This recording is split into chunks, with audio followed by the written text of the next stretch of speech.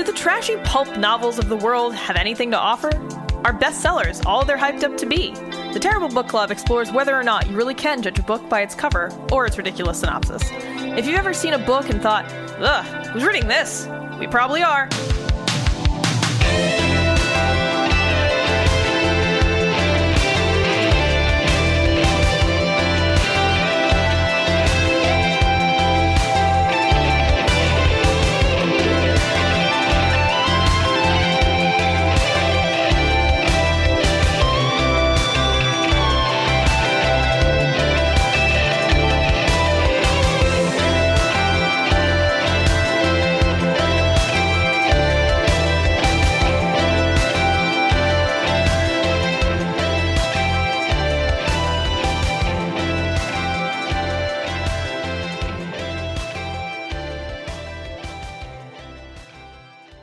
Hello and welcome to episode 181 of Terriblo Book Club. Every time I say the number and it goes up, I am more concerned. It feels harder, actually, every time when you consider like that's 181, sometimes like doubling up as we are now. So we're close to two bills. Yeah.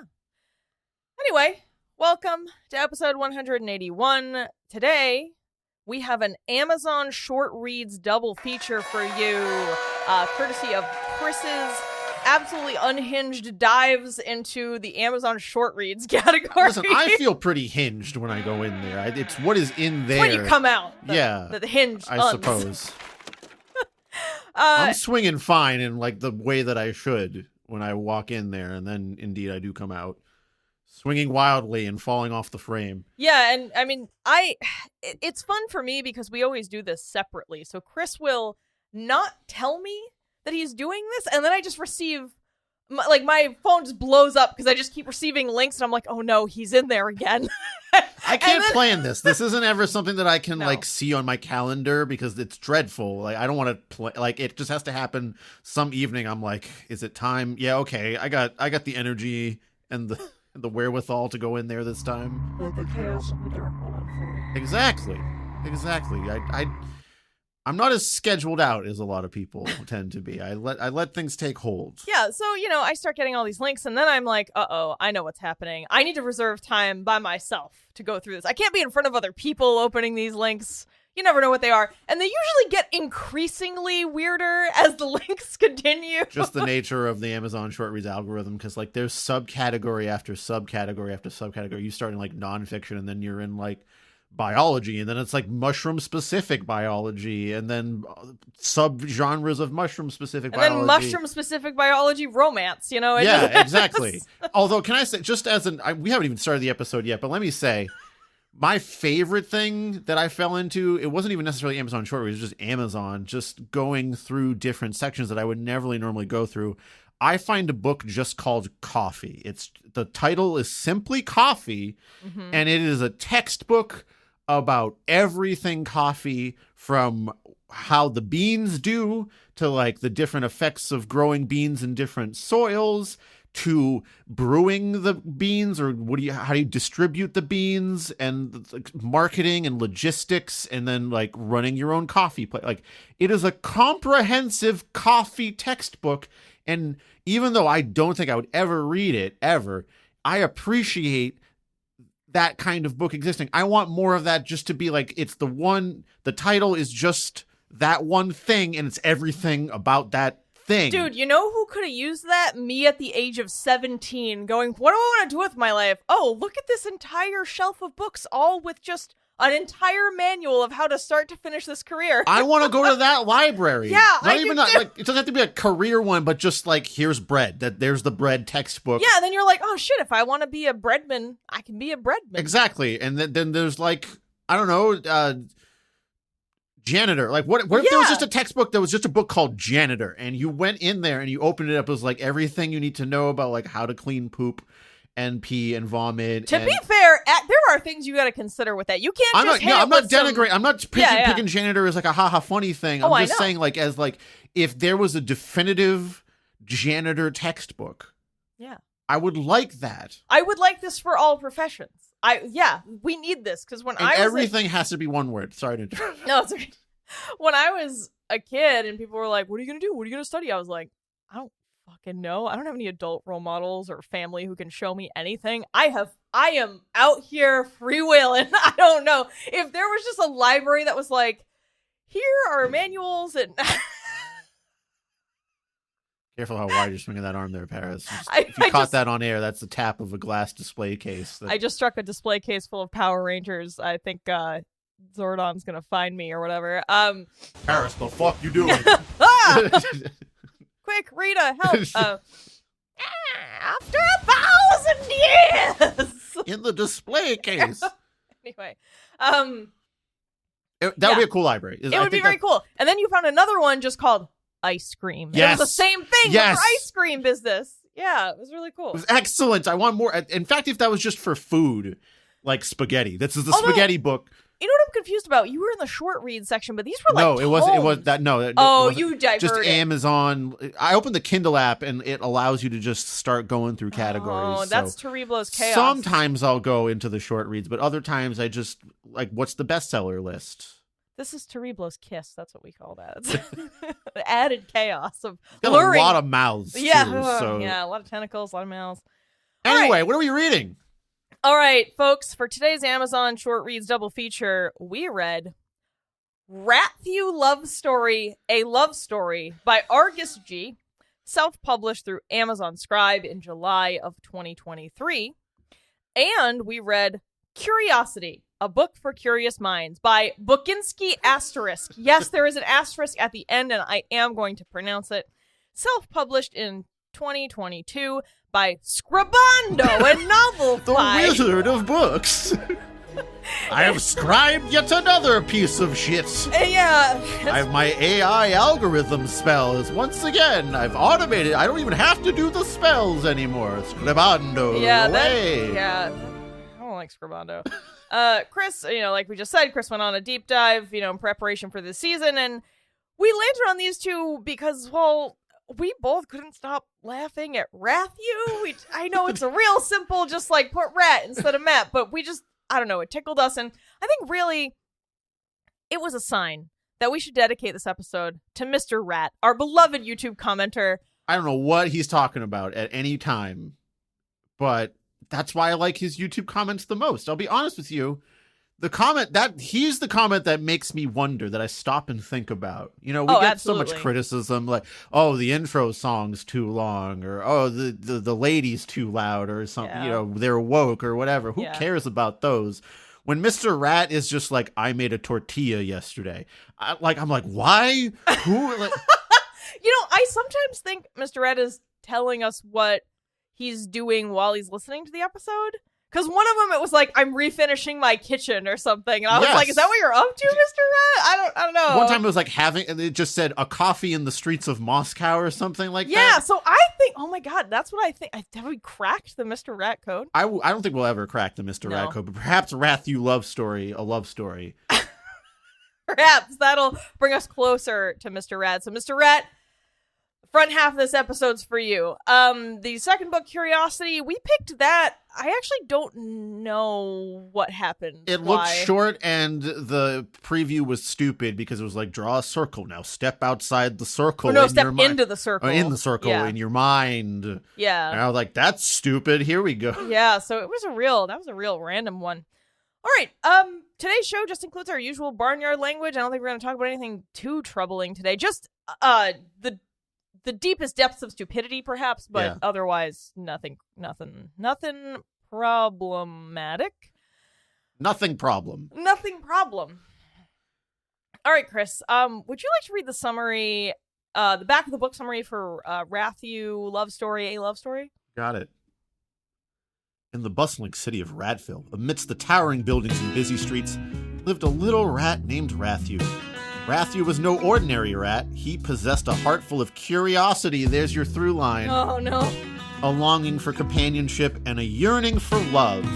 While the world around him teemed with fellow rodents, Rathew felt an emptiness deep within him. That's it. Thank you, Chris. Who are our characters and what is our setting? Well, there's Rathew, the rat. Sure is. Who is a rat. And then Princess, who is maybe a rat, maybe a cat. One of those two. Yeah, the text refers to Princess as both a rat sometimes and then a feline at other times. Feline rat? No, they're not even in the same... They're not even near each other on the tree, I don't think. Would hope not, because then the felines would eat the rodentia or whatever. Yeah, anyhow.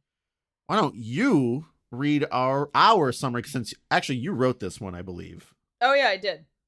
So I guess this is you. Okay, so, fair. That's usually the way that, you make dinner, I clean up. That's... Yeah. So if somehow this is your first time stumbling into this show, we forgot to tell you what we do here, but that's fine. Probably figured it out. Yeah, we probably figured it out. We read books that we think are going to be bad based on their cover, title, summary, or some combination of those things. And sometimes we read stuff that patrons, listeners, or friends recommend. So, we're doing the opposite of what most people do in a bookstore or while they're browsing the internet and intentionally looking for things that we think we will not like. And most of the time, this experiment results in a disappointing and hilarious read, but once in a while we do actually end up liking the book.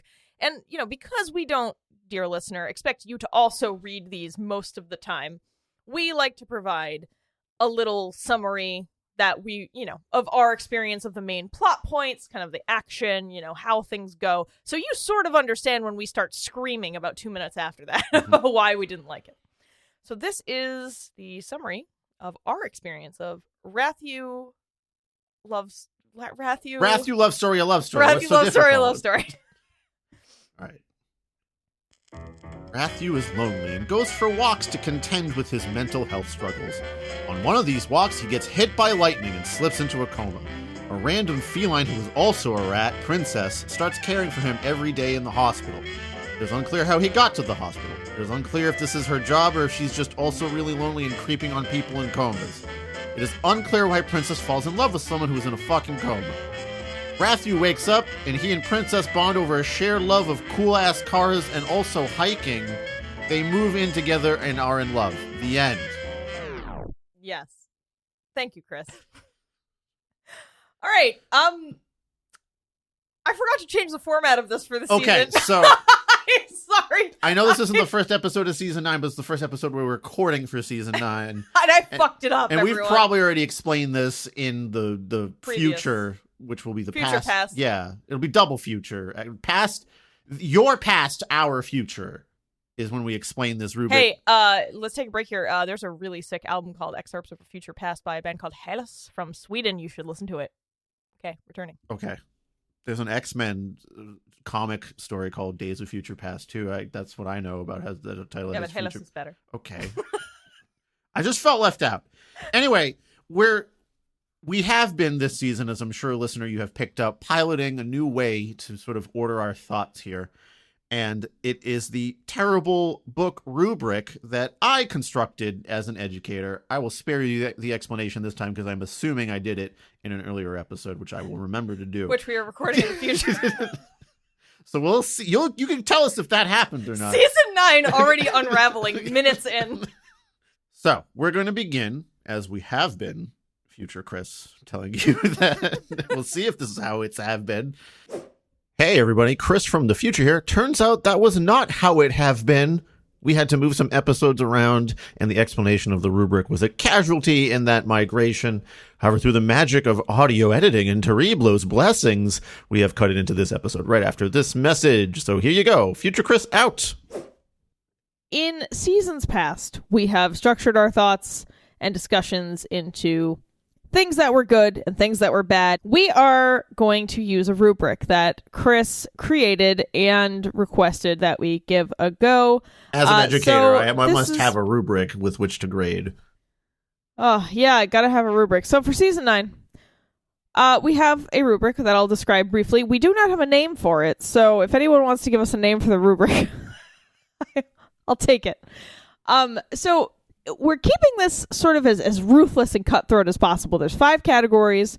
The categories have subsections, but we're only rating the category as a whole on a 3-point scale. So you're either a 1, a 0, or a -1. No Ruths to be found. Just cutting it down to you're either you made it over the line, you're on the line, or you're in book hell. That's it. You've got 3 options.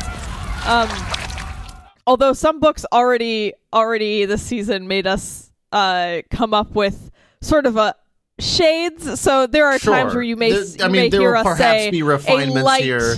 A light 0 or a hard -1. Yes, which of course. you're going to hear a lot of, I think. All right, so our first category will be technical construction.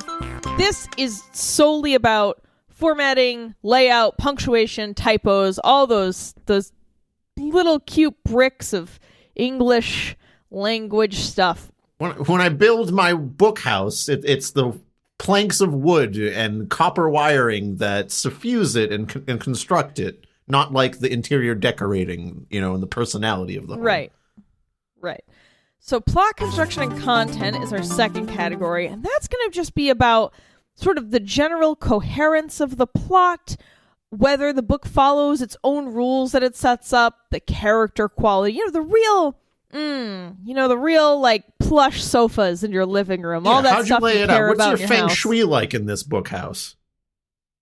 Yeah. The moment-to-moment category is next. Moment-to-moment is really just sort of like the dialogue and prose quality, so more like the presentation of language and presentation of ideas, and does it give us a good cozy warm feeling by the fire? Yeah, like, is it set up nicely? In an infested tenement that's condemned? Do you keep like banging your what's knee on the vibe? drawer that's a little wiggly when you have to like get the Tupperware out because for some reason the designer put it in this weird spot, because before then there was like an old timey Lazy Susan there and we had to get rid of that, but there's still the weird drawer there, and fuck my knee, god damn it. I could do a whole podcast on all of the weirdness of New England homes I've lived in. I haven't lived in many. The one I live in now is a fucking trip, let me tell you. Always something weird about it. They're just never normal houses. Were people not normal back then? No, it's just because no one wants to keep up with repairs. Oh yeah, that's it. Yeah. Why. That's really the theme of New England is, we'll fix it later. Yeah, like, for example, I have heat just seeping out of my wall.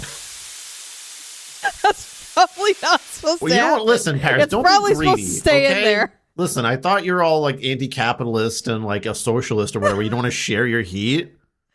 Hypocrite. Well, so the problem is that we have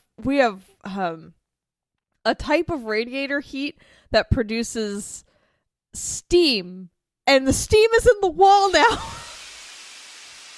That's where you want it to be. And the wall that the steam is in is where the stove is, and an outlet in the kitchen. Oh yeah, that's so.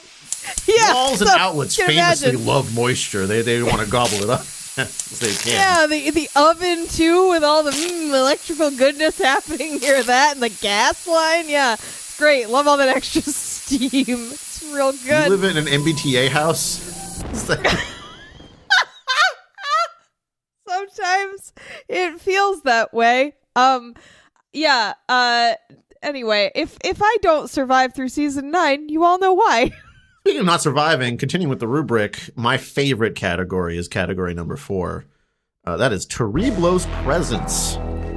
So sort of a special category for us, I think, where we just kind of grade it on a level of, what's the chaos level? Like, how untethered from reality are we becoming?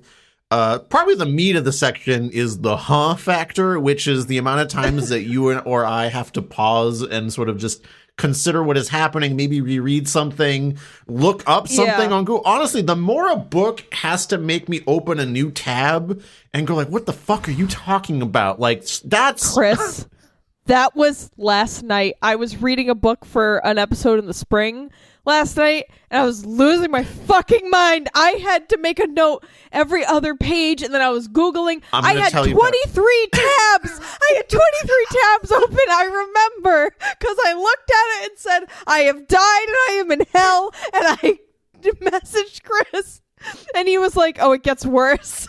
Speaking of, the third fact, the third subcategory of Terriblo's Presence is please help, which is the amount of times that you or I must message each other in a bid for, assistance in maintaining sanity. By the way, as your medical book doctor, Paris, I'm going to advise you got to start letting go of some of those things in that book that you're reading, because trust me, by the time you get 60% of the way through, you will have 50 million tabs open if you keep on the road that you're on, okay? Chris, you got to cut back. But I found such a good one on that last one I messaged you about. It's only going to get Have worse a good greenhouse. Have a good greenhouse. All right, and the final category in the rubric is plainly should this exist, which is just kind of, I think, a cherry topper of a score of like, should it be there? Whatever. Or yeah, we heartily endorse this, you know. Well, no, I mean there's some subcategories in there. We should address topics such as, would readers of that genre probably enjoy it? Did the author meet their goal, or as well as we could interpret it? Does it add anything new, interesting, or novel, or did it take something from us? Yes. All very important questions. Mm-hmm. Yeah. We want to talk about HAW levels. This whole podcast is going to get pretty weird. Yeah, we'll see if this rubric situation holds out. We're still in the testing phase. Exactly. So I'm willing to see. change. I'm willing to toss it out. Depends on how it feels. Technical construction is the first category. And remember, we're doing this in the sort of -1, 0, or 1 overall scale, because it's 5 categories. You can either get a -5 or a 5 overall, perhaps a down the middle 0, which would be an interesting score to get. Yeah, we felt this construction was appropriate considering we're usually reviewing things sort of, the slime along the bottom of the barrel of literature. So this requires consideration here. And I don't think we have to get any deeper besides, does the overall feel of this category in this book give it a -1, a middle 0, or a 1 here? Like, we don't have to score each individual subcategory here, and I don't think we even necessarily have to make sure we go through every category. No, this is ruthless scoring, which I actually appreciate, because it forces you to say... No Ruths to be had. Right. Completely ruthless. Anyway, -1 on technical construction. Oh, God.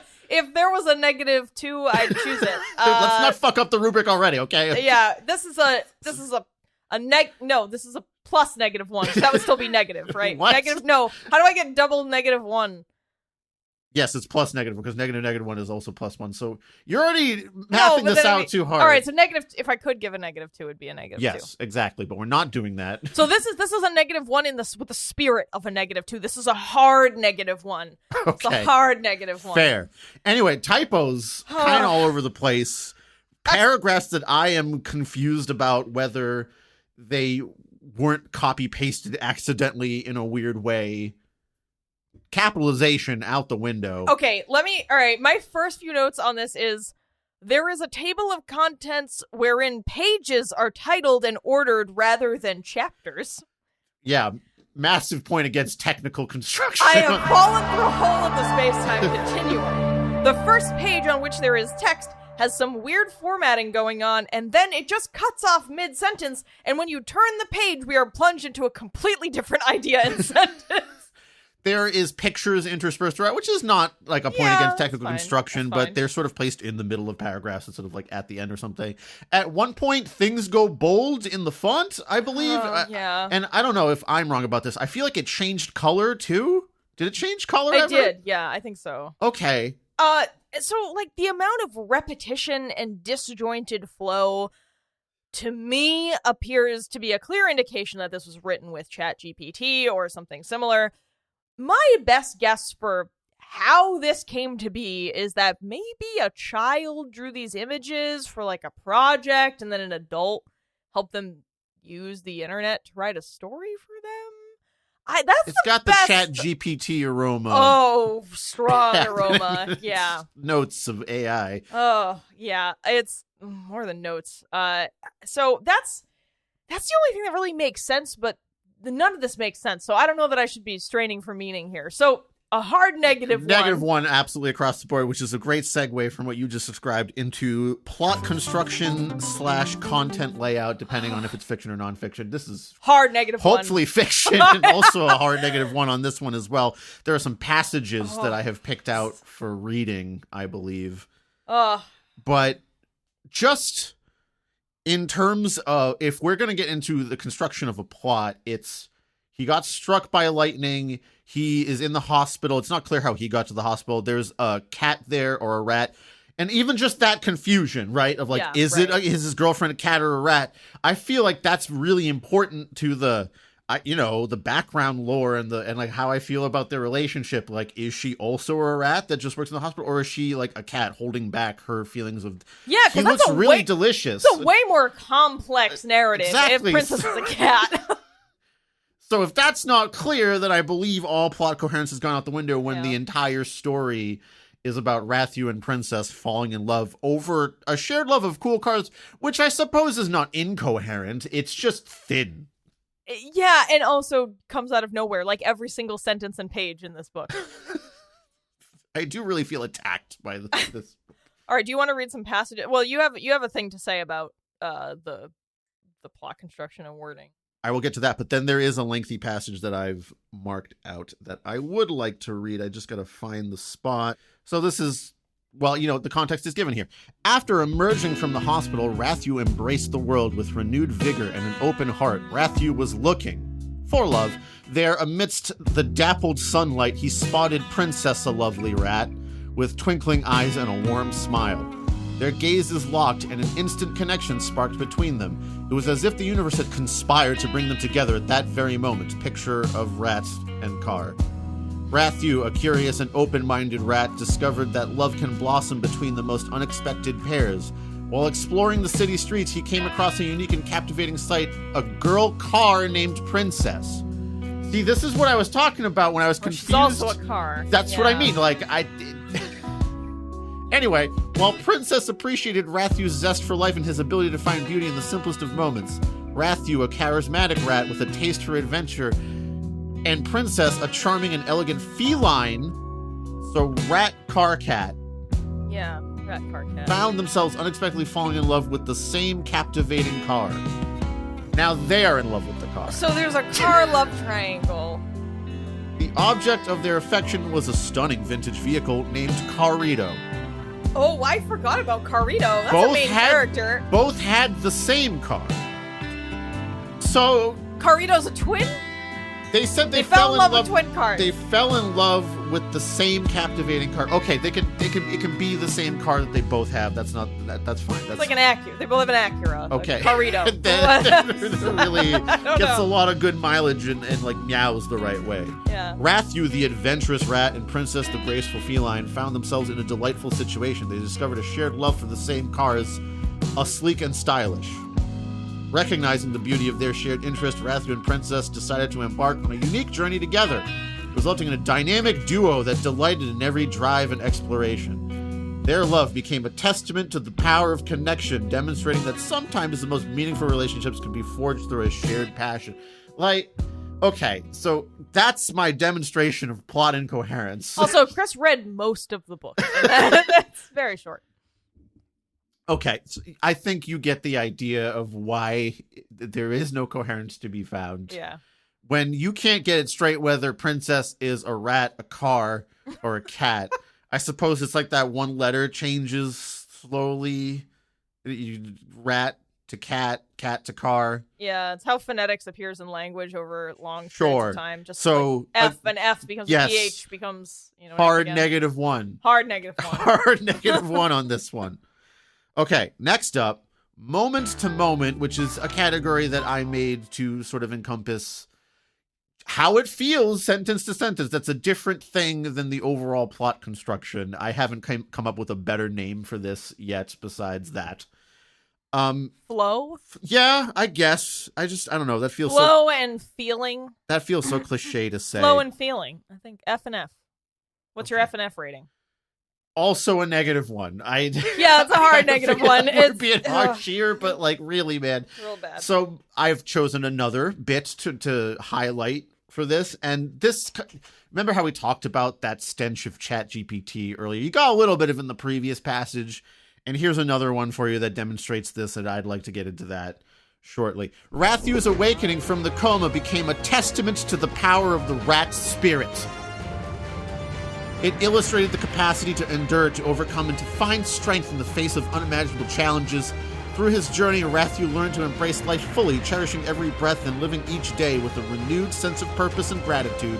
Rathew's awakening marked the beginning of a new chapter, a chapter filled with resilience, growth, and an unwavering determination to make each day count. God damn it. So, I mean, you saw this also in the previous passage, like their bond became a testament to everything's a testament to the grand spectacle. When it's just like they went, "That's the cool car. You want to have sex? The rat cat? Yeah, rat cat car. You want to do that or what?" But have a threesome this with is our what I foursome mean with our about cars. that ChatGPT feel, where everything turns into like it's some deep thing and it's trying to make it grander than it is, but it's very just shallow and surface level, and you're making it deep by just trying to tell me, no, it's really deep. It's a testament to the rat spirit that I awoke from my lightning coma. And what is it about the AI algorithms that makes it right in this way? Because it's trained on white, Western, middle to upper class humans who also do that shit. Is it pulling from like the marketing of everything? Because that reads like a summary of Rathew. Like this is why you should buy Rathew. Yeah, I mean, I have no idea, what was actually used, if it was ChatGPT or some other network. Yeah, we're speculating here. Yeah, but yeah, it's just because of the way it's trained. I mean, that's why AI and neural networks have a lot of these ethical problems, because if you train it all on, white Western men, what happens? All the women of color just show up as porn immediately. There's just hard racist shit going on in there. It's a rough time. So there's your answer. It's actually pretty cut and dry. Okay, I will accept that answer. It's just so mystifying to me that it keeps doing this like grandiose but shallow thing. That's because that's what people do all the time. I know, it's infuriating. It is. It's something we hate on this show a lot. Because you're trying to say a lot without saying anything. And if that's the future of AI written garbage that just gets spewed out, then I'm turning into the boomer that's like, I want that human feel. Yeah, I just want people to acknowledge when what they're writing about isn't some grand master theory or part of some big idea. Sometimes you just write a story to write a story about an experience someone had, whether real or imagined. And sometimes, like, you're just writing an article about something that's just a thing that happened. Whereas I see so much in journalism where they're like, oh, I got to wrap this summary up and I got to really connect it to some big thing. And you don't. If there was a car accident, just talk about the car accident. Can things be small still? Yeah. Can things be small still? Yeah, so that does feature heavily in this, which again is another reason why we think it's definitely not written by a human. Do you have anything to add about moment-to-moment feel here? I was sort of plunged immediately back into the hell of recording another season for this show. It really got me in there right away.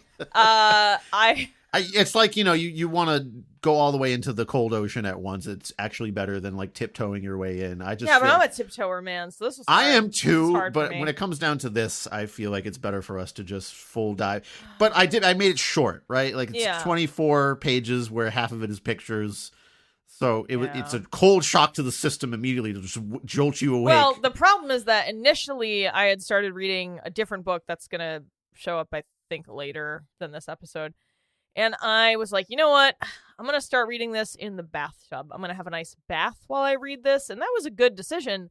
But then I was taking a break from reading that longer one and was like, oh, I'll read all the short ones. And this was just like getting out of the bathtub and like, it's like doing hot sauna in like cold ocean, like Finland or something. You're just like, yeah, this is horrible. It's supposed to build character though. So aren't you building character in your brain? That's the whole point of us doing this, right? Sure. Yeah. I'm a full colorful Paris over here. Look at me. Kaleidoscope of joy. Okay. Then I suppose this is a cue for us to move into category 4. My favorite, perhaps, Terriblo's presence. Oh, Terriblo is living. So here's the thing. I don't know. Maybe we'll work this out in the episode that everyone heard in the past. But since this is our first pass at it, my question to you, Paris, is like, because Terriblo is very present in this, is that a -1 or is it a 1? Because I find Terriblo's presence is a reason to perhaps look at something. That's true. So it's like Terriblo's presence can be a -1 when it's not really that wacky. I think it depends on the context of the rest of the book. Well, let's explain why we think Terriblo's presence is strong, and then decide where that strength lies on the positive or negative end of the spectrum. Exactly, and this is a sort of a a variable category in terms of where we want to push the point towards. So, y'all, the recommended reading age for this is 15 to 18 years old. That's really in full chaos mode. Yeah, the Argus G, the author, there's no information about them. This is the only thing they've ever put out on Amazon, I guess. Honestly, like, the visual chaos that this starts with on the cover is almost too much to bear immediately. And I know this is an audio medium, but I just feel compelled to describe the cover to you. So, hey, hang on. I gotta the cover. Okay, listeners, once Paris describes this to you, draw your interpretation of it and send it to us. Oh, please. And then we send it to other people and ask them to interpret it until it comes back to us. And we'll make that the, episode art of some other episode. The best game of telephone. All right. Okay. I mean, at base level, you have a very plain sort of cityscape with some tall buildings that are just sort of rectangles and black lines, like no real detail. Some are different colors. There's like a beige one and black or gray and white or whatever. And there's a black asphalt road, and the perspective and all the drawing, it's just like the perspective is mostly correct. Like, the midpoint gets smaller as you move away, and you can see that it's a long city street, but then in the foreground, closer to the, what you would perceive as the front, which is the bottom, the lines on the road are not in line with the perspective, so there's already a little shifting there. There are what I can only describe as like pillowy spheres in the sky. There's two of them. They look like UFOs. I don't know. They're just gray blobs that have a little bit of an indentation on the bottom. Okay. Like a thumbprint cookie turned upside down, but puffy. Okay. Thumbprint, puffy, UFO, pillow cookie in the sky. Yes. There's like multiple copies of Rathew and Princess, and they're clearly supposed to be different people, but they're just copy-pasted the same image over and over again. No differentiation at all. It's just literally the same image. And then along both sides, there's sort of this bluish fog, but it's blocky, and I have no idea what it's supposed to be. It looks like a mistake. And then in the middle, it says Rathew Love Story in this pink curly font. And then below that, in the lower part, in what would be the foreground, it says A Love Heart Story, and it's hand-drawn like a child drew it. And then all the way in the upper left, it says Arguns G. So not Argus, Arguns G. Are you sure it's just not like a cursive, weird looking N? No, it's ARGUNSG. Okay. Argans. So that's the author. It's a very confusing. I feel like I know where I am, kind of, but not at all. Also, at the same time, for me, it's the clash of font and hand drawn, and then no attempt to make the copies of the characters look different, and the blandness of listen, I can do AI writing, but I can't do an AI cover. Listen, right, that's so different. that was my next question. Is like, well, if you're going to use AI to write the story, but I guess, okay, so again, my thought was maybe this was a child's art project, so the child had to draw everything. That's all I got in my also, we're excuse truly speculating about the AI thing, so who knows, but it just really feels that way. Yeah. So, yeah, Terriblo's presence is heavy, as we have seen by the cover and by the excerpts that we have mentioned already. But we haven't even talked about the illustrations inside. True. I mean, all right, Rathew always looks like a rat crossbred with an anteater, which is like, I guess it's fine. Everyone's got different art styles, but it does constantly make me think this is an anteater named Rathew, which isn't what the author seems to be going for. I personally love the hospital room images. Yes! They're really good. So the hospital, let me do my best to describe the hospital room. Okay, so in Ratearth. And Ratearth. Actually, rat is in Earth. Yeah. It's in there. Yeah. So it's Erath. Erath. is where Okay, we a should raft. correct. In this world, hospital rooms apparently, it's like it looks like it's a wood floor. Maybe there is a single bed that the perspective makes it look like the back left leg is propped up onto the wall somehow, but the other three Yeah. legs are on the floor. Yeah, it's rough. Rathew is like he's not even in like a hospital gown. It's just like they just peeled him off the street in the park. Oh my god, I never zoomed in. Jesus There's an Christ. IV bag going into him. Above him is the word room, and it's underlined to clarify that we're in a room in the hospital. It's not there's no number. Like this is room No. 7A. This is Just a room. It's just room. Just the room. Just room. Next to that label is the word coma, and underneath it says 41 days. I suppose they're just scrawling on the wall. Like, yeah, he's still there. Okay, Yes. well, tally. Like, Day 41. Well, they got to know how many days to bill the insurance, right? So Sure, but like, doesn't that go in like the hospital database? Or I guess they don't yeah, they have just that. use walls in Iraq. Iraq. Then the doorway, like, so I mean, it's a doorway, but it's like, you know, most doorways are rectangles, but this doorway has sort of like the, I don't know, Oh, no, you know what? Constantinople No, it like just has door. a little. I think it just has. They're trying to say it has like a little vestibule before you go to the door.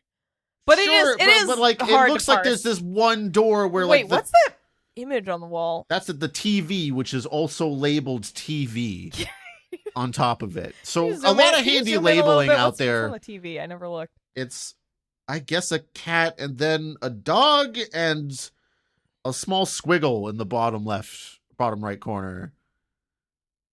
It looks like it's perhaps a weird. news program Maybe. that's happening in there. Anyway, that's my favorite image because I really got a tickle out of coma 41 days just being on the wall. Yeah. Because there's not extra drawing to infer that there is a chart there perhaps, or like, you know, that there's a separate sheet of paper. It's on the wall. Yeah. There's nothing else in this room besides Rathew in not a hospital gown and a bed that is non-Euclideanly attached to the wall floor, and then a TV labeled TV that perhaps is a news program on it. What's even better is that the writing on the wall, the ink is dripping almost like it's blood, but it's black. So it gives you the impression that they're using liquid ink, like a quill, and I don't know. It's very strange. Whatever. So yeah, high presence of Terriblo in this universe, in this world that Yes. we painted for ourselves here. So here, the question again is, does that count as a -1 or a 0? Or I think it's definitely a -1 or a 1. Like Terriblo's presence has an effect here. That is binary, yeah. And I suppose it's like, does that, I think it's a +1 because it's kind of means you should read it a little bit, or like, do you think that the harder you go into the negative is going to what's compelling people? Oh, no. How would you cut this? I'm not sure how to rate Terriblo's presence in this. I think it's negative in this case because like yeah. the chaos factor. Because it's already full of so much natural chaos, and then you Yes. add the supernatural element of Terriblo, and it just hurts. Okay, so in this case, very present, our Lord and Savior Terriblo. -1. Yeah. He is strong. We're up to -4 out of 5 here. Great. What's 5? Category 5. Should this exist?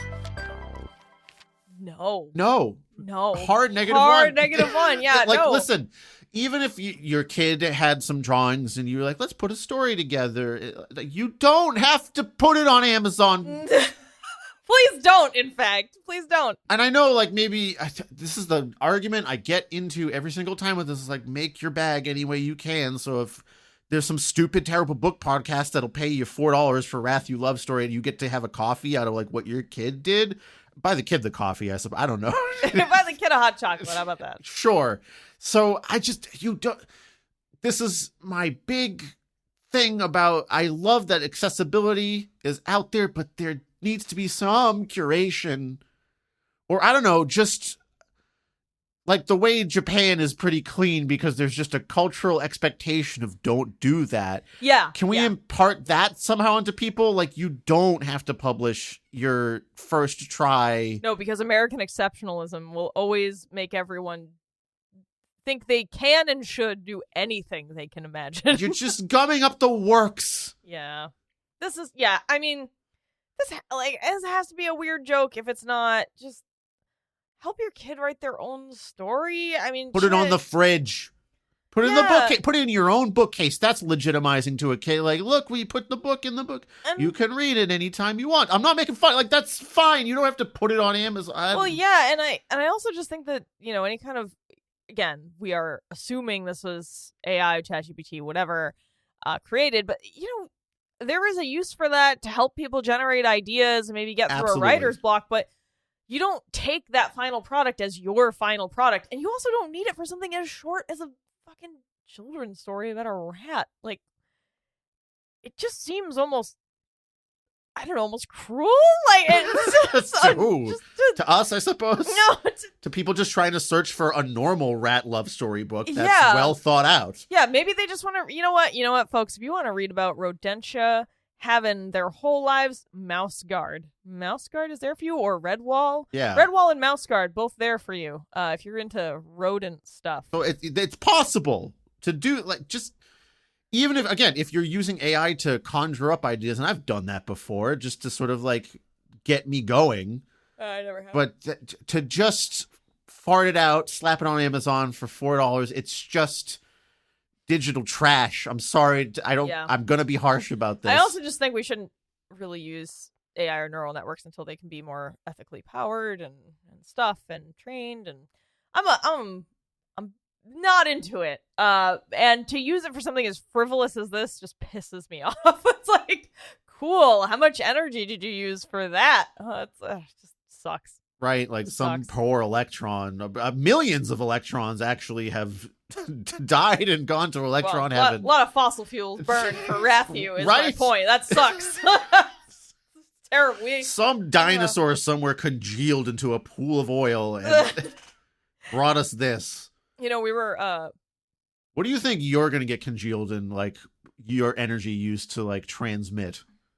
well, I guess I can have a say over that, right? I can decide to be planted as a tree or burned alive. Burned alive, not burned alive. I mean, I suppose you have a say.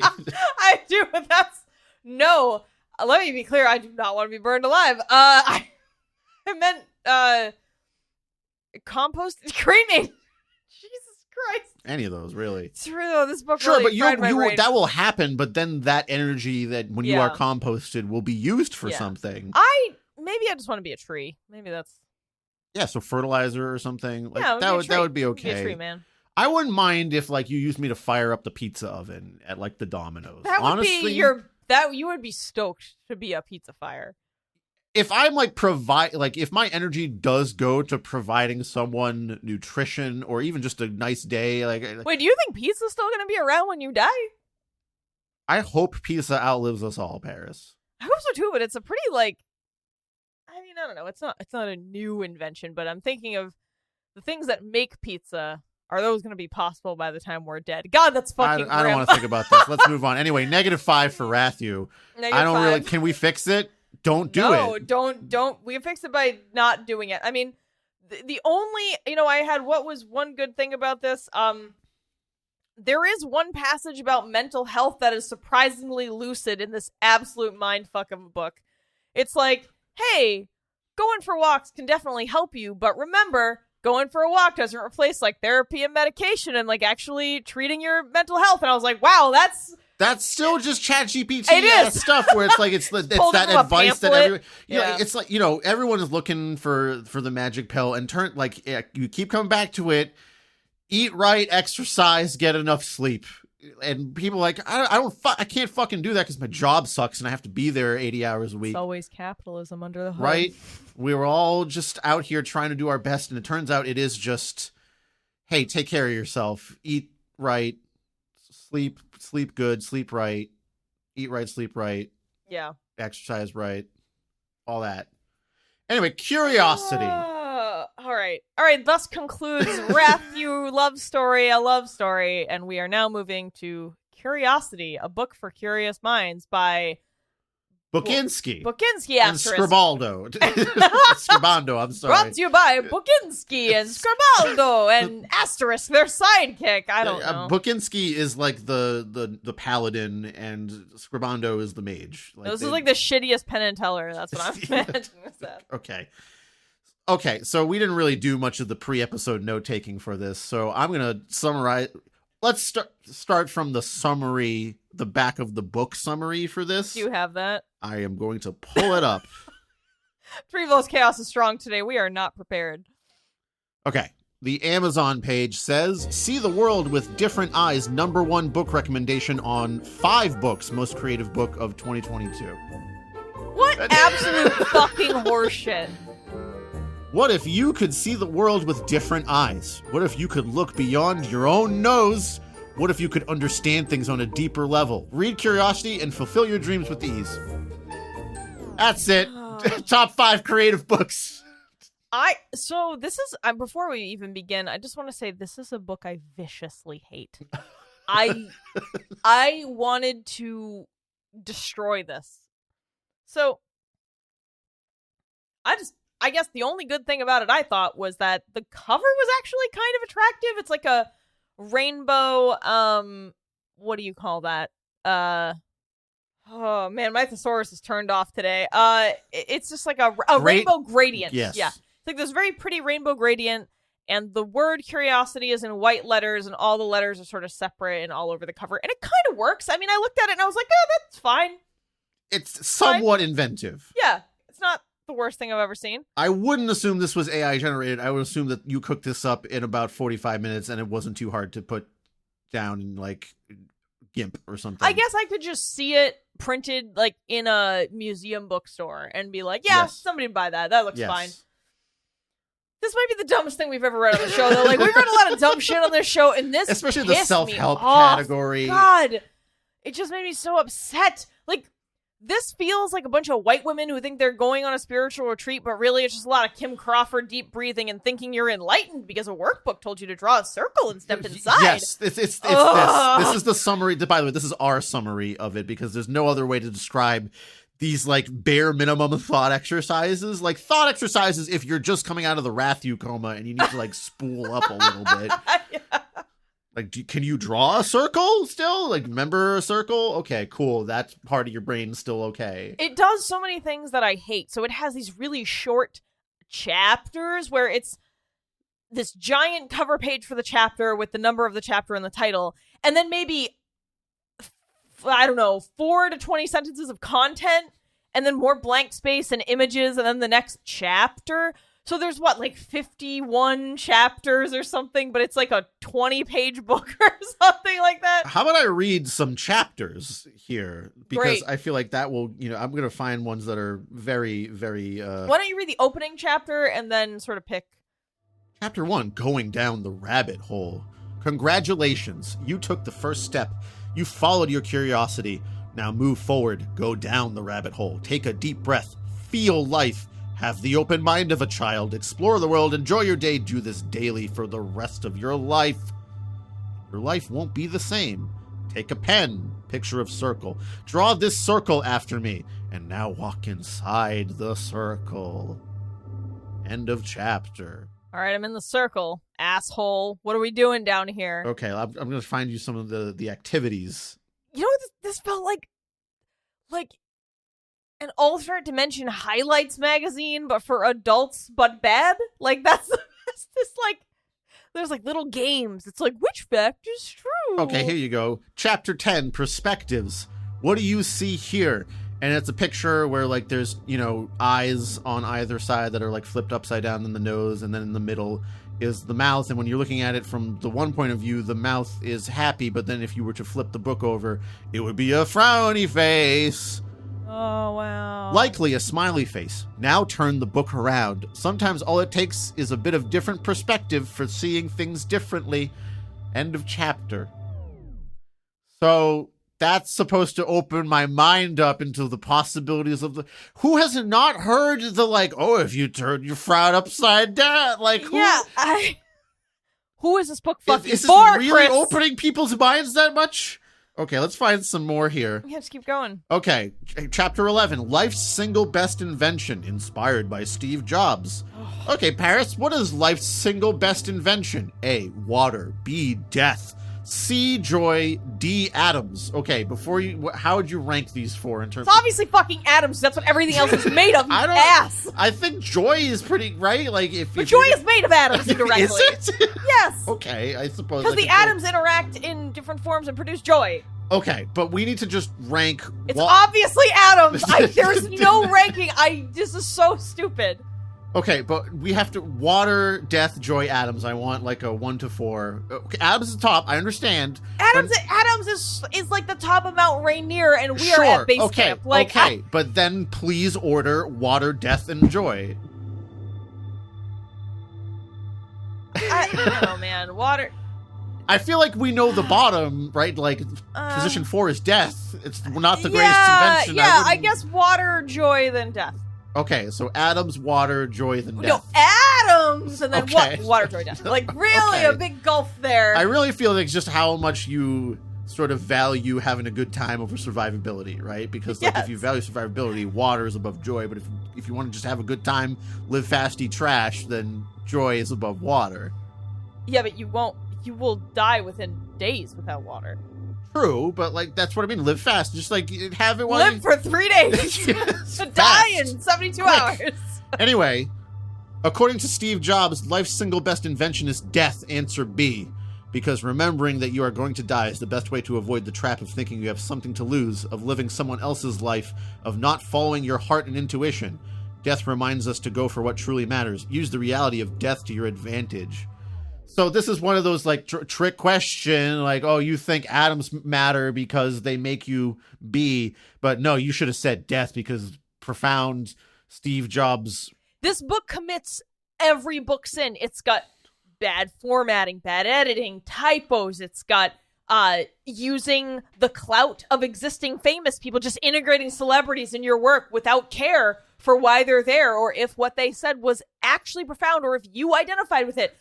It's got this little trick where it's like, well, people say or publishers say that if you you could probably just read it. It's short enough. It's right at the beginning where he's like, which of these facts is false? And he's like, I was right, by the way. I knew which one was false. Oh, wow, Paris. Cool. You're so cool. You knew the false fact. Well, Chris, I'm so cool because I can see things from all these different perspectives because I turn books upside down. One of the best ways of and starting... walk through mazes backwards. Okay. Chapter 3, open loop. One of the best ways of starting a story is to create an open loop. An open loop hooks the reader. So it's a hook. It increases the likelihood that they will follow through to the end of the book. So let us try that. Here's your question. Which of the following facts are false? A, you're more likely to win an Olympic gold medal than the lottery. B, cotton candy was invented by a dentist. C, the shortest commercial flight in the world lasts just 57 seconds. D, Donald Duck was once banned in Finland for not wearing pants. Make your guess. Which of those facts are false? We will unveil the answer later. D is false. All the other ones are true. It was the Donald Duck no pants thing. But it's so ridiculous. He's like, hey, writers use this trick and I'm going to use it on you. But then it's really lame. So you're revealing the trick and then the trick is also super lame. It's just, there's no... Don't you want to know which one was false? I already knew. Okay, well, some people don't. You're not curious enough about the minds of people that care about stupid shit. Make you curious about my hands around your throat, Chris. That's what I'm curious about. Anyway, chapter 12, living life forward, understanding it backward. Inspired by Steve Jobs. No, stop. What do you see? Okay, so there's a little like grid here. Top left square, a maze looking forward. And then there's a picture of a guy about to enter a maze. And then bottom left, a maze looking backward. And then there's just a picture of a maze. You can't connect the dots looking forward. You can only connect the dots looking backward. And then it says draw cab, which is the word backward as if that's supposed to open my mind. Like, whoa, he put the word that means that thing. He did the thing that the word means. So you think he thinks the, like, taco cat is, like, a magical power word or something? So my problem is the phrasing of a maze looking backward Do you mean a solved maze? Yes, Like it's easier to just see where you came from because you've already done it, Right, and that it correct. looks like that's not profound. It's just, hey, it's No. easier to know how to get there if you already did it. And I suppose it's like, oh, it's so mystifying now. But when you come back and look on it Hindsight later, is 2020. It's like, hey, how long can I draw out all these really common, basic, stupid just aphorisms? putting the word backward is so fucking offensive to me. Oh. Like you've So mad. oh my God, I've unlocked some curiosity. This whole book is like, you come downstairs in the morning, right? And there's a piece of bread on the kitchen floor. Okay. And you say to yourself out loud, perhaps, why is there a piece of bread on the kitchen floor? And your roommate pops out from the corner and goes, ha ha, I've given you a curiosity. Happy morning to you. Your brain is woken up. And you're just like, no, I just want to know why there's a piece of bread on the floor. Why'd you waste a piece of bread? We're not rich. Don't put bread on the floor. Didn't open my mind that much at all. It just opened it up to, hey, that's a piece of bread on the floor. I don't even know how to Disturbed describe. your routine. I don't know how to describe this kind of banal stupidity, but it is infuriating. Another thing that this author did, or whoever Bokinski asterisk is put, there's like this little picture of a severed tree trunk, so you can see the tree rings, it's sort of a downward view, and it just sort of is around on pages, and it looks like a mistake. And then later in the book, he's like, which of these 4 objects is your favorite? And he's like, if you picked C, you're right, because I've hidden that image throughout the book. And then C was actually a different image, so he typoed his own fucking quiz, and that got me. Okay, I'm gonna read like 3 or 4 more chapters from here because there's so many good things. I'm gonna go in random order here. Chapter 24, multiple answers. There is rarely only one answer to a question. Recently, my 4-year-old son came to me and asked, Daddy, what is 5 plus 5? 10, I said. No, he said. Oh, yes, I said. He still insisted on no. I quickly gave it a second thought, and yeah, the light bulb went on, picture of light bulb. And I said, full of confidence, of course, it can be 55 as well. But still, my son was not happy. Then I said, okay, it is 5 and 5. And there we go. Happy he was. Well, he asked you what 5 plus 5 was, not 5 and 5. But then you said 10 and he said no. So 55, I understand how a child that works for a kid, right? But he still insisted no. So what is the point of the story besides just like letting your kid think whatever because you're just so fucking tired? You're like, all right, kid, whatever. It's 27. I don't know, man.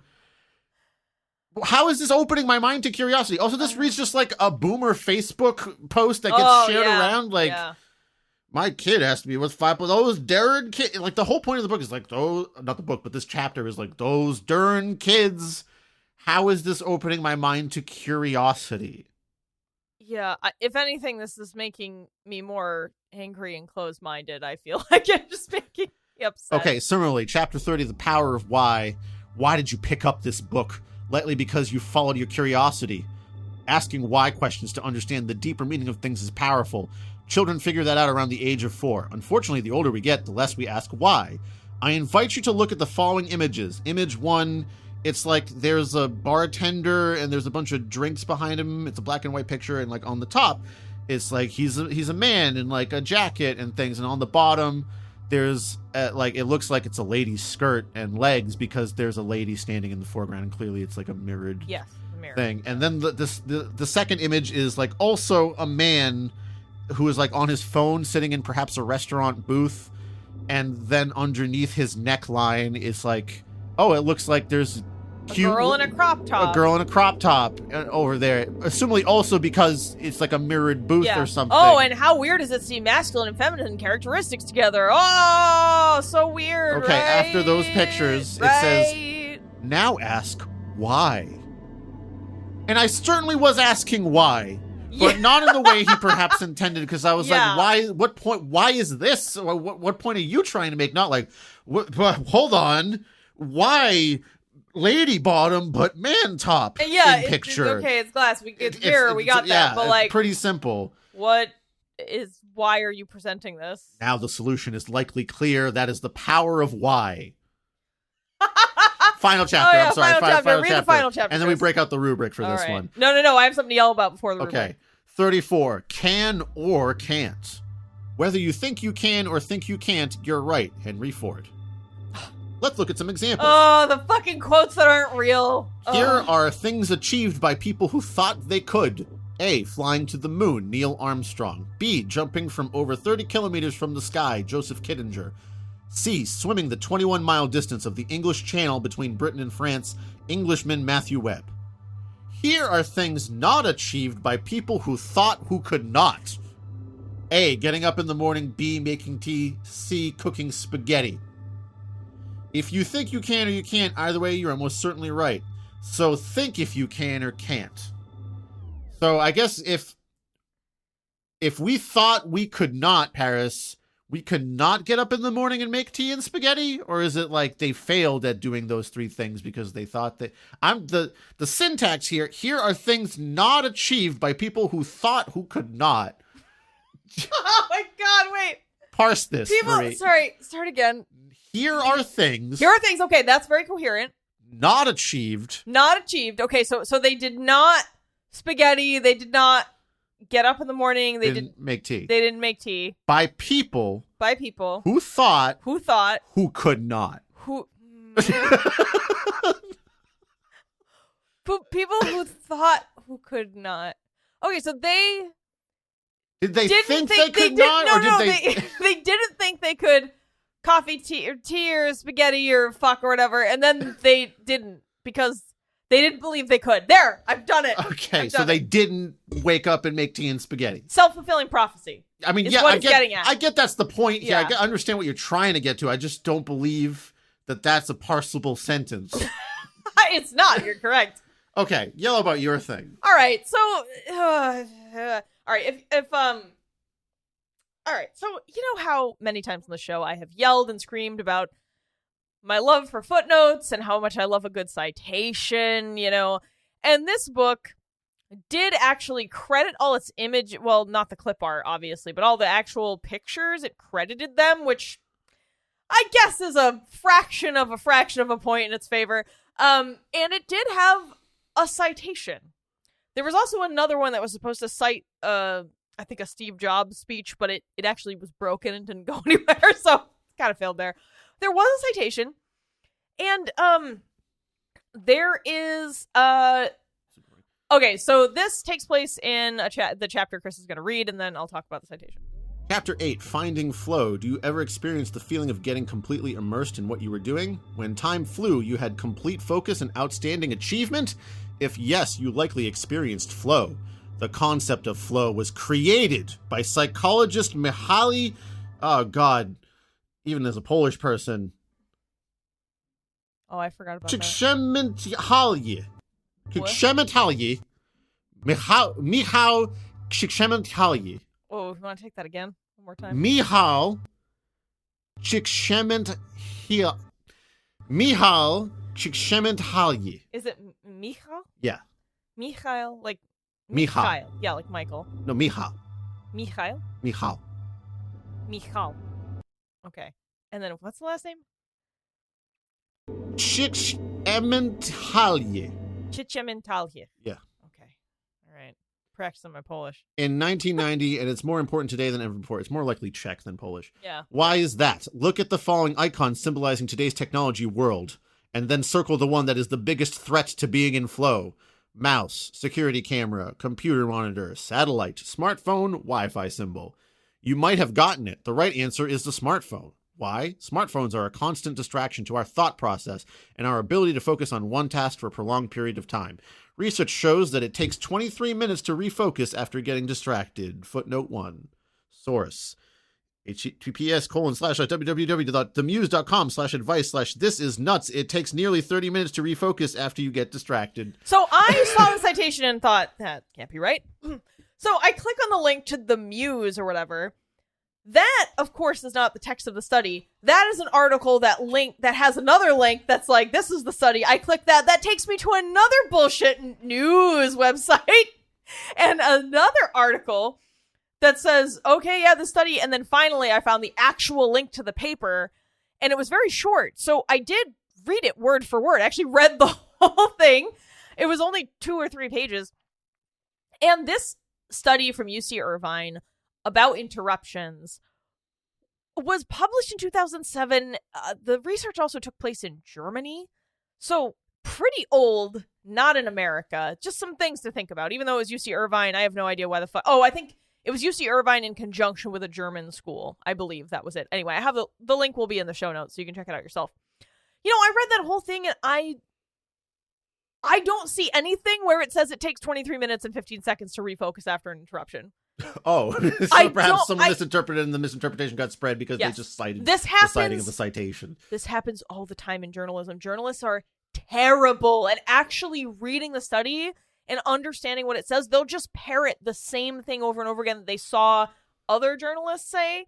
And that's, I think, what happened here. I mean, unless I really misread something, I looked at all the tables, I read the entire thing twice, and all I could see, the results actually say that people compensate for interruptions by working faster and feeling more stressed, and that people with more open dispositions, which they measured in a certain way, are less fazed by interruptions. I don't see anything about the subjects getting sidelined for a full fucking 23 minutes every time they're interrupted. And I looked at it multiple times, and I was just like, I don't see this. Also, that study wasn't about smartphones because it happened in 2006. It was published in 2007, so they probably did it in 2006. And the construction of the study was actually that they tasked the participants to write an email, and they were going to be interrupted with either an IM, another email, or maybe it was like a phone call or something. And they set it up like a fake office environment. They didn't even it wasn't even smartphones. So I just... So it was the computer monitor and the mouse that we really should have circled. Yeah, right. So here's the thing. When we've talked about sort of scholars who actually have done research on this on past episodes, and yes, there is something to be said about the constant interruption and the 24/7 nature of our tether to technology, but this is not it. This is a complete fail. Again, please, the study is linked in the notes. I think it's not even a full it's 2 pages. Read it. Someone, please, I know many of you listening to the show are actually scientists, so please read that study and tell me if you see that it says that participants were interrupted for a full 23 fucking minutes and 15 seconds every time an interruption happened, because that's not what I'm seeing. I just think it's nonsense. And again, this happens all the time. It is something that drives me absolutely bananas, and it's why every time I read anything with a reference to a study, I always track down the study to read it myself, even though it is laborious and ridiculous. Yes, I've learned to do this too, just not actually trust what the article says. The articles are always so wrong. They'll say insane things that the studies don't actually say, and the scientists are like, hey, we didn't say that, and they're like, no, but that's what we interpreted. The scientists are like, no, that's not how this works. Anyway, there's actually a couple of really great episodes of this podcast called Maintenance Phase, where they get into stuff like this with health-related studies and how journalists and the media and like large-scale media often report out things that are not actually in the study results, or they sort of catastrophize study results, etc., etc. Maintenance Phase is a great show. Check it out. If you love when I scream about things like this, check out Maintenance Phase. It's a lot of that. Screaming buddies. All right, buds. Paris, I just came across one more chapter that I just really want to bring up because I know we're never going to talk about this book again. With your Kimmy Crawford in hand? Yeah. Okay, just one more chapter. I'm not even going to read the whole chapter. I'm just going to describe it and my problem with it. It's chapter 16, How to Make a Fire. And it's like, let's put the beginner's mind to action. Your task is to make a fire. Here are your materials. Gasoline, no E. Nail polish, cooking oil, orange, plastic containers, paper, wood, flour, dryer lint, mattresses. Which and how many objects did you pick to make your fire? And then it starts going into like, wow, technically they're all flammable. Like if you had your beginner's mind, you could have made a fire even with the orange. But bro, you included like plastic containers and mattresses, which cannot be good to be standing around breathing the fumes of. No. So I kind of don't want the beginner's mind if it means I'm going to inhale toxic fucking fumes. No, you use the orange. Sure, listen. Delicious orange But he oil. says use all 10. You throw them all in the fire. Like beginner's mind, bitch. Like burn half of North America to the ground. I get the point, and I encourage my students to have this, like, don't get so locked into your normal way of thinking. Check yourself and make sure you're coming at it nice and open. But I don't know, the way it's put here is like, yeah, burn the plastic containers. You're not making the point as well as you think you could. Okay. We so rarely will say on this show, fuck this book, it shouldn't exist, this is horrible. But today was really just full of that. It's full of that feeling. We got to rubric this. All right, let's rubric it. Okay. -5. There you go, I did it. We're done. Don't know. Well, hold on. We're done. Cue the outro. I guess technical construction, I would give technical construction a 0 and not a -1, right? Like, it's not like you're right. -1 technical construction. No, you're wrong. Think about how many typos and sentences that didn't make sense. This is a -1. This is a soft -1. I suppose, but then what does 0 exist for in this category? 0 exists for things that are like they're fine. They don't have any major problems, but they're not great. This has major problems. Okay, let's come back to that one for a second. I feel like Soft we're going to agree. -1. I'm going to say 0 on that one for me. Plot construction / content layout. On this one, I think this is actually a 0 because what could have been laid out differently on that one? Like, it doesn't matter what order you put these stupid fucking thought games in. It was at least sectioned into thing. I mean, it was still horrible, but yeah. Moment to moment -1. I hated it. Oh, absolutely. Hard -1. I hated every second of this. Sorry. Terriblo's presence. Oh. It's not, I don't feel like, okay, so we kind of divide this into like chaos levels, level. It had high levels. Yeah. It also did have many please help moments. I think while we were both, I did come to you a couple times being like, what the fuck is this? I still think this is a hard -1 for me. I hate that this exists. True. You know what? Yeah, fine. I'll say -1 on that one. So we have at least a -2. Should this exist? No. Well, no. I mean, I suppose. No.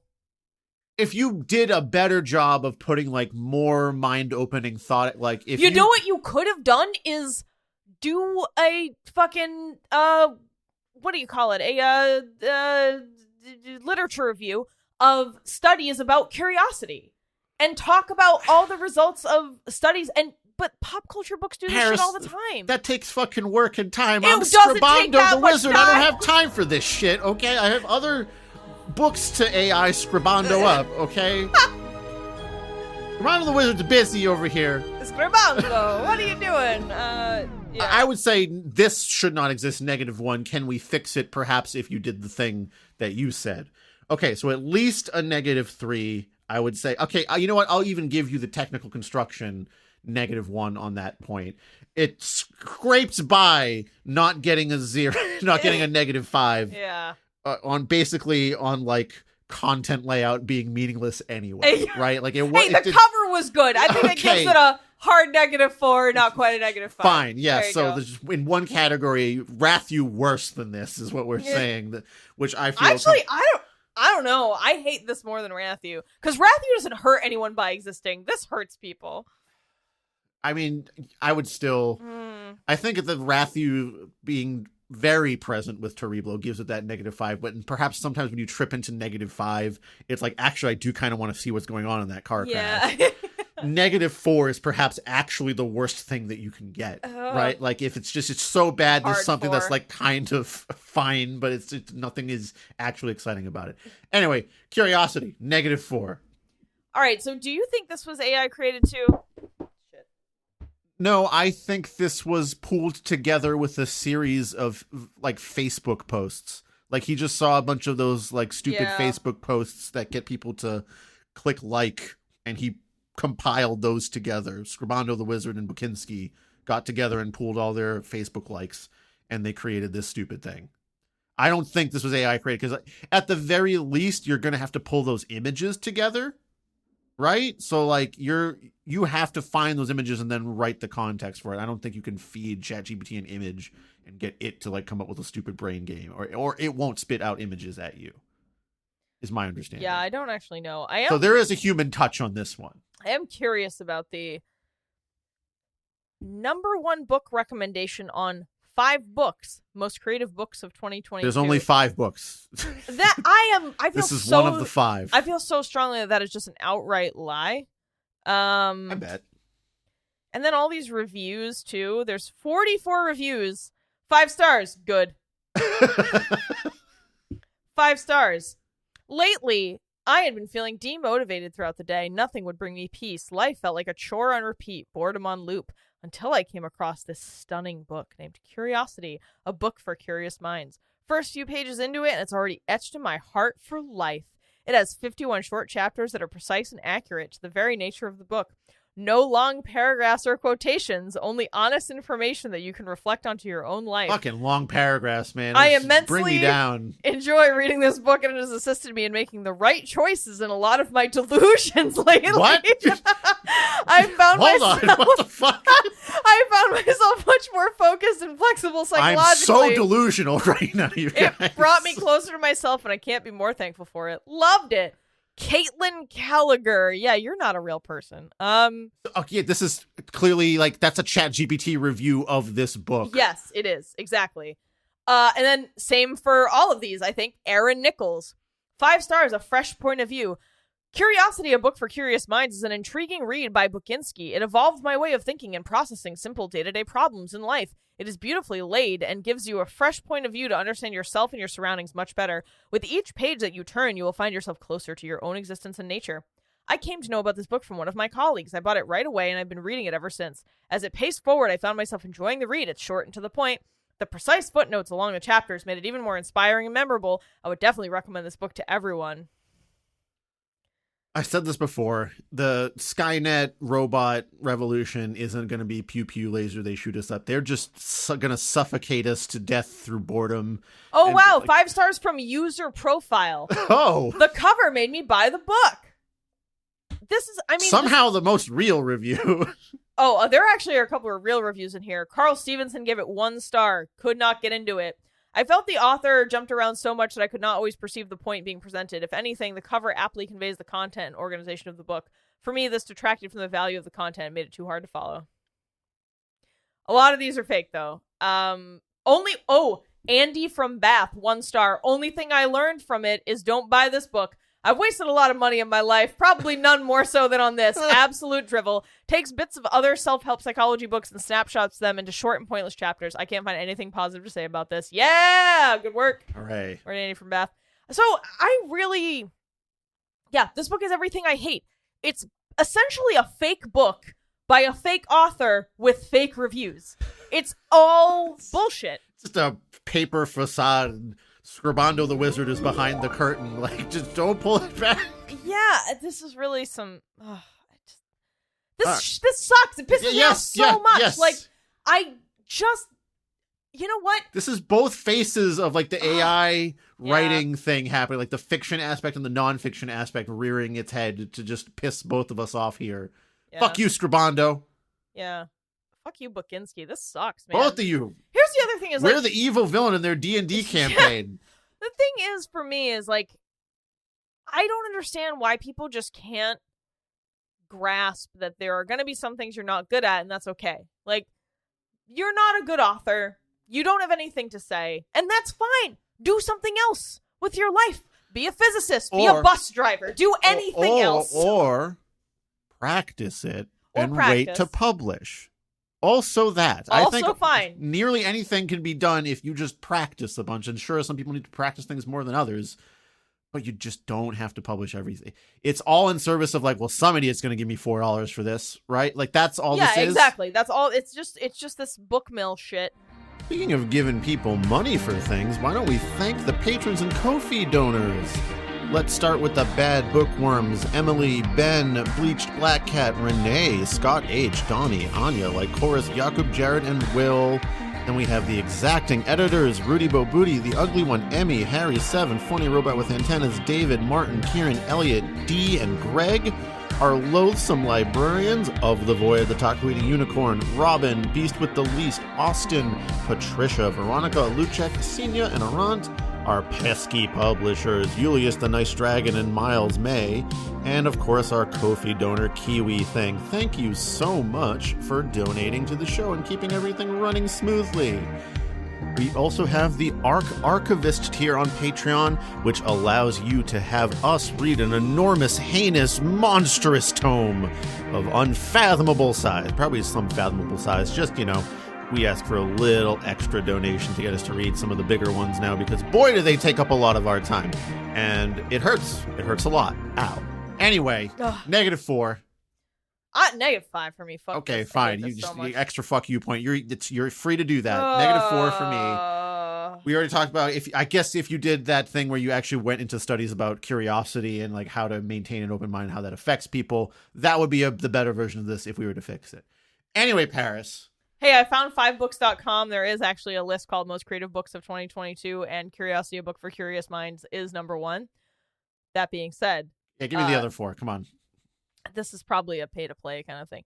2, The Power of Your Subconscious Mind by Joseph Murphy. Your subconscious mind can be a huge influence on your daily life. Yeah, no shit. I don't know. Just read the other 3 titles. That's all I want. Number 3, The Best American Essays 2022 by Robert Atwan and Alexander Chi. That seems okay. 4, Creative Quest by Amir Questlove Thompson. Okay. 5, Your Ultimate Purpose, a common sense approach to living a purposeful life by S.J. White. Okay. Probably a little pay to play, to be honest with you. It has to be. I mean, I've never heard of this site in my life. Okay. Anywho, I think we're done here for today, Paris. This has been your dive into our future as book readers. I'm so mad, Chris. Like, I need a cool down after this. Yeah, I can agree. All right, off we go again. Fuck you, Scribando. Ooh. Thank you for listening to another episode of Terrible Book Club. Terrible Book Club is an independent podcast produced by your hosts, Paris and Chris. Sound design and audio editing by Chris, with sound effects and music by Epidemic Sound and sometimes also Chris. Our theme song is Kiss by Yearn, which is, you guessed it, actually also Chris. You can find more of his soothing synthy sounds on Bandcamp at yearn.bandcamp.com. Do you want us to review a book of your choice on the show? Do you want access to some extra audio-visual weirdness? If so, become a patron at patreon.com/terriblebookclub. If you'd like to send us a one-time tip instead, you can do that at ko-fi.com/terriblebookclub. You can also support TBC for free by sharing the show on social media, following our accounts on YouTube, Twitter, Instagram, Facebook, or Goodreads, telling your friends about your favorite episode, or by leaving a review on Apple Podcasts, Podchaser, or anywhere else on the internet. To send us book recommendations or your adorable pet photos, send an email to terriblebookclub@gmail.com.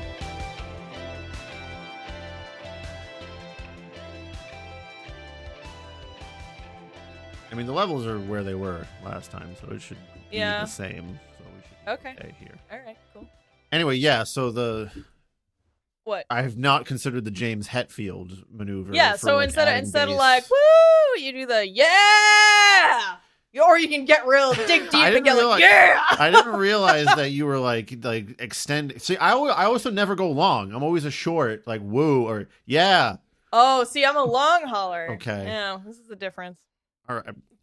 I just. Oh, there's also always the classic "Hail Satan!" You know, like I that works. suppose I feel lame doing that too. I know everyone else is wooing high pitch, but I've never gotten my soft palate up there. Honestly, I barely do falsetto or anything ever. So Yeah, I that's just fine. like if you asked me to do it, it would probably come out weird.